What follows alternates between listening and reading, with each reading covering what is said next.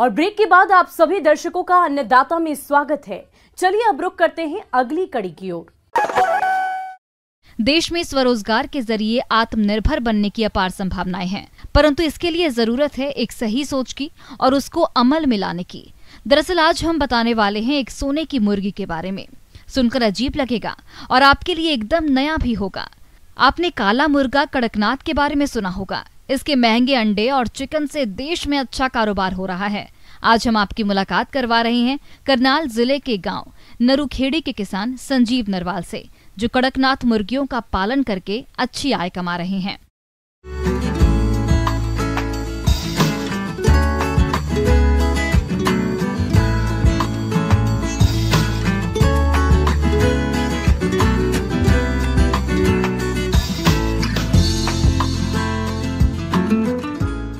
मैंने ये 6 साल हो गए तकरीबन मेरे को ये काम करते हुए।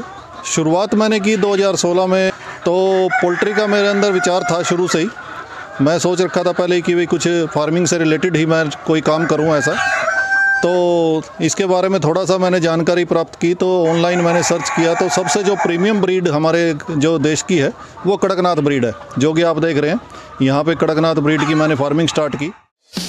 कड़कनाथ, जिसे काला मासी भी कहा जाता है, इसका पालन किसानों के लिए मुनाफे का सौदा है। कड़कनाथ देखने में काला होता है, इसका मांस और खून भी काले रंग का होता है। इसके अंडे सुनहरे रंग के होते हैं। स्वाद और औषधीय गुणों के चलते इस मुर्गी की मांग हर जगह है, जिसकी वजह है एक तो ये महंगा बिकता है और इसके रखरखाव में लागत कम लगती है। दूसरा, इसमें अधिक मात्रा में प्रोटीन होती है। इसमें कोलेस्ट्रॉल का स्तर भी काफी कम होता है। वसा की मात्रा कम होने से हृदय और डायबिटीज रोगियों के लिए इसका चिकन बहुत ही फायदेमंद माना जाता है। तो धीरे धीरे शुरुआत थोड़े से स्टार्ट की थी मैंने, और आज मैंने जो पोल्ट्री का शेड मैंने अपना बनाया हुआ है, ये 2000 स्क्वायर फीट में फार्म बनाया हुआ है मैंने पोल्ट्री का। मेरे पास इस टाइम सर 1000 से 1500 बर्ड के बीच में है, जो कि हमेशा मेरे पास अवेलेबल रहते हैं। क्योंकि इसमें 1000 बर्ड जो है वो मेरा पेरेंट बर्ड है, जो कि अंडे पे रहता है, जिससे कि हम लोग चूजा लेते हैं। बाकी मीट वगैरह पर्पज़ के लिए अलग अलग टाइम पे अलग अलग साइज का रहता है अवेलेबल। पूरे नॉर्थ इंडिया में हर जगह यहाँ से चूजा सेल होता है और हम लोग चिक्स का काम करते हैं बेसिकली देखिए, मैंने बहुत सारे पोल्ट्री शेडों को मैंने देखा, विजिट किया, तो वो लोग हाइट थोड़ी कम रखते थे। मैंने इसको मद्देनज़र रखते हुए मैंने अपने पोल्ट्री की नंबर एक बात तो हाइट बढ़ाई है, क्योंकि यहाँ पे ज़्यादातर मौसम जो है गर्मियों का रहता है। तो गर्मियों में थोड़ी सी दिक्कत ज़्यादा रहती है हमेशा से ही बर्ड के लिए। तो हवादार रखें। ऊपर जो है टीन के शेड की बजाय आप लोग जो सीमेंटेड शीट होती है वो इस्तेमाल करें। ऊपर हम लोग उसके ऊपर घास फूस लगा के और उसके बाद फोगर लगा देते हैं। अब जैसे जैसे ज़्यादा गर्मियाँ स्टार्ट होंगी हम लोग उसके ऊपर फोगर स्टार्ट कर देंगे, जिससे कि ह्यूमिडिटी भी बनी रहे और हवादारी भी बनी रहे, तो ठंडा मौसम बना रहे, ज़्यादा गर्मी का फील ना हो बर्ड को, ताकि वो स्ट्रेस में ना रहे।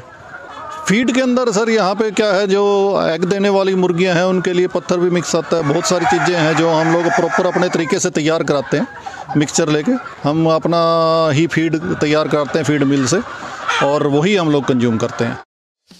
इस मुर्गी के खान पान में कुछ ज्यादा खर्च नहीं आता। यह हरे चारे में बरसीम, बाजरा, चरी बड़े चाव से खाते हैं। और यदि आप इनका आहार घर पर तैयार करना चाहते हैं तो 100 किलोग्राम आहार बनाने के लिए मक्का 45 किलोग्राम, मछली का चूर्ण 10 किलोग्राम, सोयाबीन की खली 25 किलोग्राम, चावल के पॉलिश 18 किलोग्राम, मिनरल मिश्रण 1.4 किलोग्राम, नमक 500 ग्राम, विटामिन 50 ग्राम और विटामिन बी 50 ग्राम की जरूरत पड़ती है। इन सभी को मिलाकर आप एक संतुलित आहार तैयार कर सकते हैं। खाने पीने का हम लोग नॉर्मली जो है 1 टाइम भी डाल देते हैं, 2 टाइम भी डाल सकते हैं। जितना इनको हम लोग क्या है पर बर्ड की डाइट के अनुसार हम आइडिया लगा लेते हैं कि एक शेड के अंदर कितने बर्ड हैं, उसी के अनुसार हम लोग प्रॉपर फीड उसको डालते हैं। और पानी के अंदर भी हम लोग जैसे विटामिन्स हुए, प्रोटीन्स हुए, वो अलग से हम लोग डालते हैं। कड़कनाथ मुर्गियों को बीमारियों से बचाने के लिए उनका समय समय पर टीकाकरण करना भी बहुत अनिवार्य होता है। इसलिए आप 1 दिन की आयु की मुर्गियों में मैरिक्स बीमारी का टीका लगवाएं, 7 दिन की आयु की मुर्गियों को रानीखेत बीमारी का टीका लगवाएं और 28 दिन की मुर्गियों में लसोटा बीमारी का टीका लगवाएं, जिससे आपकी मुर्गियां इन बीमारियों से बचकर स्वस्थ रहेंगी। लागत सर आज की डेट की बात करें तो 50 रुपये 40 रुपये पर चिक्स आपको अवेलेबल है आज की डेट में मार्केट में। अगर 100 चिक्स भी आप लेते हैं तो 5000 से 4000 के बीच में आप लोगों को मिल जाएगा।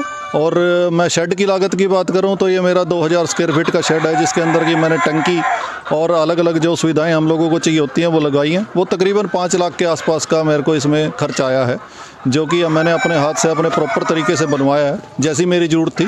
आप ज़्यादा भी लगा सकते हैं, आप कम में भी तैयार कर सकते हैं, वो आपकी काबिलियत के ऊपर है। आप अपने एरिया में देखें किस चीज़ की आपको ज़रूरत है, क्योंकि कहीं किसी एरिया में सर्दी ज़्यादा पड़ती है, किसी एरिया में गर्मी ज़्यादा होती है, उसी के अनुसार ये आप अपना शेड तैयार कराएं। सर रिटेल की बात करें, हम लोग जो हमारे यहाँ से एग ट्रे जाती है वो हम लोग 500 रुपये की ट्रे देते हैं, जिसमें कि 30 अंडे होते हैं। और जो मीट की बात करें वो हम लोग 1000 रुपये का मेल बर्ड और 900 रुपये की फ़ीमेल बर्ड, इस तरीके से हम लोग सेल करते हैं मीट के लिए। किसान भाई जो इसको चीज़ को कड़कनाथ की बर्ड की फार्मिंग करना चाहते हैं वो एक चीज़ को हमेशा ध्यान में रखें कि इसके अंदर आपको अपनी मार्केटिंग का सबसे पहले ध्यान रखना है। आपको अपनी मार्केट खुद तैयार करनी पड़ेगी, क्योंकि इसकी प्रॉपर कोई मंडी पूरे अपने इंडिया के अंदर अवेलेबल नहीं है किसी भी स्टेट में।